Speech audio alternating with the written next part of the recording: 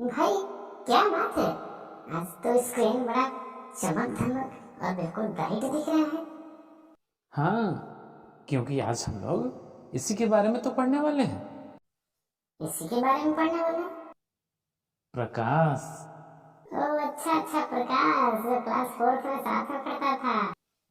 हट बुद्धू, बेवकूफ। रोशनी के बारे में पढ़ने वाले हैं, रोशनी। अच्छा अच्छा, रोशनी जो तुम्हारे साथ बचपन से साथ में तुम्हारे घर के बगल में रहती है, उसके बारे में ना। ओफो, कैसे समझाऊं इस बुद्धू को। चलो बैठो बैठो।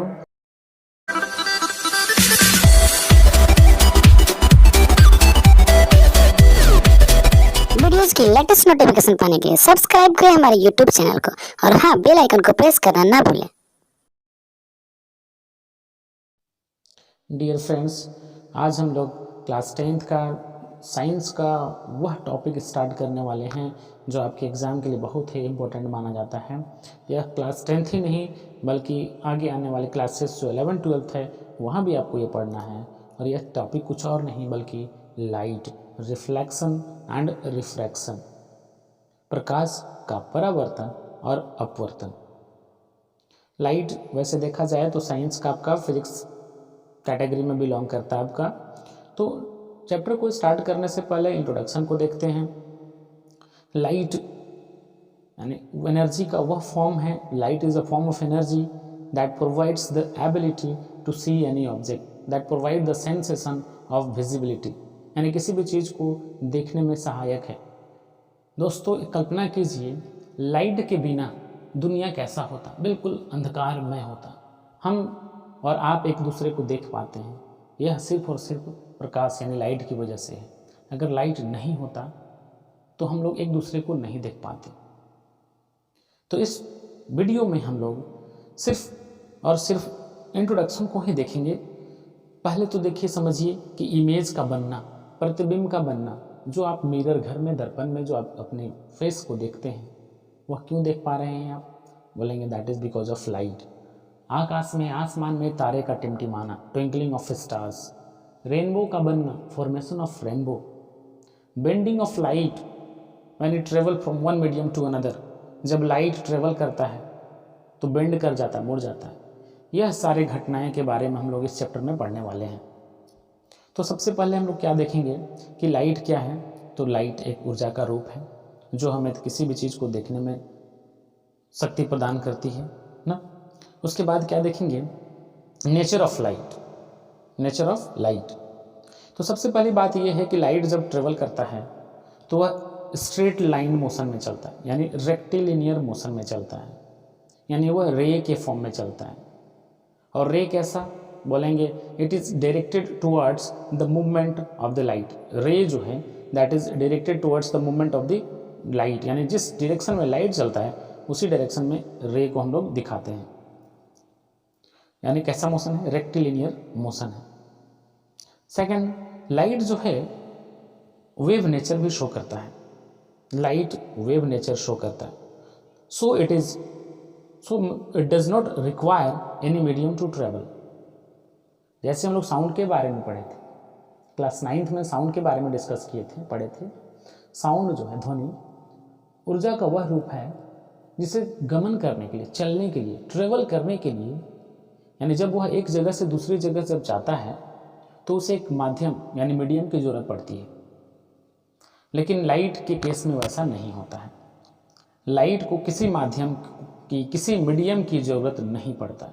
Means light does not require any medium to travel from one point to another. क्यों? बोलेंगे because it has a wave nature. Light has a wave nature. Now एक और चीज़, लाइट सिर्फ वेव नेचर नहीं, आगे हायर क्लासेस जब आप आगे जाएंगे तो पढ़ेंगे light has dual nature, that is wave nature and particle nature. तो उतना हम लोग डीप में अभी नहीं जाएंगे, सिर्फ इतना देखिए कि लाइट रेक्टिलिनियर मोशन शो करता है, इसके पास ड्यूअल नेचर होता है, वेव नेचर और पार्टिकल नेचर। साथ ही साथ देखेंगे क्या, लाइट जो है शेडो भी कास्ट करता है। अब शेडो कास्ट क्यों करता है? शेडो परछाई, परछाई का बनना। तो बोलेंगे जब लाइट ट्रेवल करता है तो जब लाइट ट्रेवल करता है तो रास्ते में जब कोई ऑब्स्टेकल आता है, कोई बाधा आता है, लाइट को रोकता है आगे जाने से, तो लाइट जब आगे प्रवेश नहीं कर पाता है तो उस केस में उस ऑब्जेक्ट का शैडो का फॉर्मेशन होता है। शैडो क्या है आपको तो पता ही होगा। तो उसके बाद हम लोग क्या देखेंगे कि लाइट की स्पीड के बारे में, लाइट का चाल। लाइट का स्पीड जो होता है that is maximum in vacuum, that is 3 × 10⁸ metre per second, यानी बहुत ही उच्च गति होता है, बहुत ही हाई स्पीड होता है ये, और ये वैक्यूम में होता है। वैक्यूम क्या है? वैक्यूम वह प्लेस होता है where there is absence of air, निर्वात, वैसा जगह जहाँ एयर प्रेजेंट ना हो, वैसे प्लेस को हम लोग वैक्यूम कहते हैं। और वहीं पे जो लाइट का जो स्पीड होता है, वेग जो होता है, बहुत अधिक होता है, मैक्सिमम होता है। लाइट का स्पीड मीडियम के ऊपर डिपेंड करता है, वह वेरी करते रहता है, चेंज होते रहता है, लेकिन वैक्यूम में मैक्सिमम स्पीड होता है। दोस्तों, जो लाइट बार बार हम लोग लाइट कर रहे हैं, तो लाइट से आपको यह समझना है कि हम लोग विजिबल लाइट के बारे में बात कर रहे हैं। विजिबल लाइट ये क्या होता है? तो विजिबल लाइट वैसा लाइट होता है जो हम लोग जन्म से लेकर मृत्यु तक देखते हैं, यानी जो विजिबल है, दिखाई देता है। जिसका वेवलेंथ की अगर बात करें तो विजिबल लाइट का वेवलेंथ वह 380 से लेकर 750 नैनोमीटर तक होता है। इतना अगर ना जाने, इतना 380 और 750 ना याद रखें, तो कम से कम इतना तो याद आप रख सकते हैं कि 400 से लेकर 380 को नियरेस्ट क्या है 400, और उधर 700, 400 से 700 नैनोमीटर होता है। क्या है ये? This is the wavelength of the light. कौन सी लाइट? बोले visible light. Means the wavelength of the visible light is 400 to 700 nanometre. अगर इसे मीटर के फॉर्म में रिप्रेजेंट कर दिया जाए तो नैनोमीटर को हटा करके वहाँ से मीटर का पावर -9 लिखेंगे आप। 400 to 700 मीटर का पावर -9।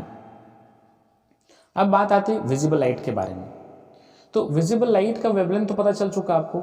विजिबल लाइट आप याद करें कि इसे जब प्रिज्म से पास किया जाता है तो जो विजिबल लाइट होते हैं वो 7 डिफरेंट कंपोनेंट में टूट जाते हैं, यानी violet, indigo, blue, green, yellow, orange and red. ये बैंडविड्थ जो दिख रहा है आपको, 7 रंगों का मिश्रण जो दिख रहा है, दिस इज विजिबल लाइट। अगर हम लोग वायलेट से नीचे की बात करते हैं तो उसे हम लोग अल्ट्रा वायलेट रेज कहते हैं, जिसका वेवलेंथ विजिबल लाइट से ज़्यादा होता है।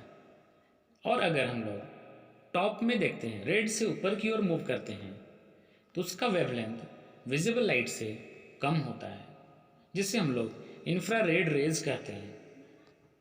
Now we will talk about some interesting phenomenon of light. The first is reflection of light. The phenomenon of bouncing back of light is called the reflection of light, यानी प्रकाश का परावर्तन। जब प्रकाश किसी भी वस्तु पे पड़ता है, यानी जब लाइट किसी वस्तु से, किसी ऑब्जेक्ट से स्ट्राइक करता है और वह पुनः वापस लौट जाता है, तो उस घटना को, इस फिनोमिनन को हम लोग रिफ्लेक्शन ऑफ लाइट कहते हैं। Reflection of light are of 2 type, regular reflection और डिफ्यूज्ड रिफ्लेक्शन। अब यह रेगुलर रिफ्लेक्शन और डिफ्यूज्ड रिफ्लेक्शन होता क्या है? तो रेगुलर रिफ्लेक्शन हम तभी ऑब्जर्व कर सकते हैं जब वस्तु यानी ऑब्जेक्ट जो है स्मूथ है, यानी वह अगर चमकदार है, शाइनिंग अपीयरेंस है उसके ऊपर, तो जो रिफ्लेक्शन होगा वह रेगुलर होगा। लेकिन अगर सरफेस जो है यानी ऑब्जेक्ट का सरफेस अगर रफ होगा तो उस केस में जो रिफ्लेक्शन होगा वह डिफ्यूज्ड रिफ्लेक्शन कहा जाता है। यानी हम लोग क्या देखें कि रिफ्लेक्शन जो हैं वह 2 प्रकार के होते हैं, रेगुलर रिफ्लेक्शन और डिफ्यूज्ड रिफ्लेक्शन। दोनों में डिफरेंसेस क्या है ये आप जो है स्क्रीन पे देखें। तो बात आती है कि यह रिफ्लेक्शन होता क्यों है। बोलेंगे जब कोई ऑब्जेक्ट किसी लाइट को प्रवेश करने से, एंटर करने से रोक देता है तो लाइट वापस उसी मीडियम में बाउंस बैक कर जाता है, टकरा के वापस आ जाता है, जिसे हम लोग रिफ्लेक्शन कहते हैं। यह इसलिए हुआ क्योंकि लाइट एंटर नहीं कर सका, उस ऑब्जेक्ट से एंटर नहीं कर सका। तो इस बेसिस पे ऑब्जेक्ट जो हैं 3 टाइप्स के होते हैं। जो पहला, जो लाइट को अलाउ करे, यानी ट्रांसपेरेंट ऑब्जेक्ट। ट्रांसपेरेंट ऑब्जेक्ट वैसे ऑब्जेक्ट होते हैं जो लाइट को कंप्लीटली अलाउ करते हैं पास होने के लिए। Means the object which allow the light to pass through it is called transparent object. And the second is translucent object. Means the object which allow the light to partially pass through it is called translucent object, यानी वैसा object जिससे light completely पास ना हो सके। And the third is opaque. Opaque object वैसे object होते हैं जो लाइट को पास होने पर अलाउ नहीं करते हैं, means which does not allow the light to pass through it. In the next video, we will learn about the laws of reflection of light and the formation of image in a plane mirror. वह mirror जो हम लोग घर में use करते हैं उसमें image form कैसे करता है, and what are the characteristics of images that is formed in a plane mirror.